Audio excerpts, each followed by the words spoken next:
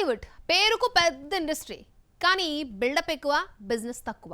Budget పరంగా పెద్ద సినిమాలు చేస్తున్నప్పటికీ కాసుల వర్షం కురిపించుకోవడంలో తడబడుతోంది. ఇప్పటి వరకు 1000 కోట్లు మార్కు టచ్ చేయలేదు. ఈ సంగతి పక్కన పెడితే ఈ 500 కోట్లు కొలగొట్టడం కూడా కష్టంగా మారింది. ఎందుకు తమిళ ఇండస్ట్రీ వెనకబడుతోంది? ఎక్కడ మిస్టేక్ జరుగుతోంది?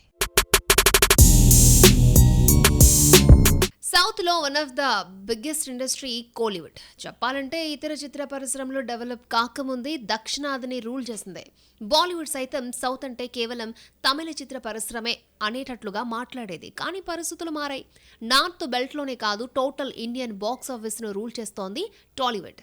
బాహుబలి తర్వాత టీ-టౌన్ రేంజ్ మారిపోయింది. మంచి స్క్రిప్ట్, భారీ బడ్జెట్ చిత్రాలు, ప్రయోగాలు, భారీ కాస్టింగ్, ఉన్నతమైన మౌలిక సదుపాయాలు, హాలీవుడ్ తరహాలో విఎఫ్ఎక్స్లు వెరిసి తెలుగు చిత్ర పరిశ్రమను టాప్ లో కూర్చోబెట్టాయి. బాలీవుడ్ స్థాయిని దాటిస్తోంది టాలీవుడ్. టీ-టౌన్ ని చూసి శాండిల్వుడ్ కూడా రేజ్ అయింది, అవుతూనే ఉంది.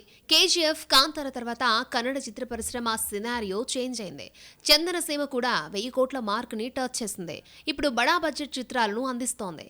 ఇప్పుడిప్పుడే మలయాళ చిత్ర పరిశ్రమ కూడా రిస్క్ రెడీ అవుతోంది. కానీ 100 ఏళ్ల ఘన చరిత్ర కలిగిన తమిళ ఇండస్ట్రీ మాత్రం ఇప్పటికీ 1000 CR చూడ్డానికి ఆపసోపాలు పడుతోంది. భారీ బడ్జెట్ చిత్రాలు, బిగ్ హీరోలు ఈ మార్క్ అందుకోలేకపోతున్నారు.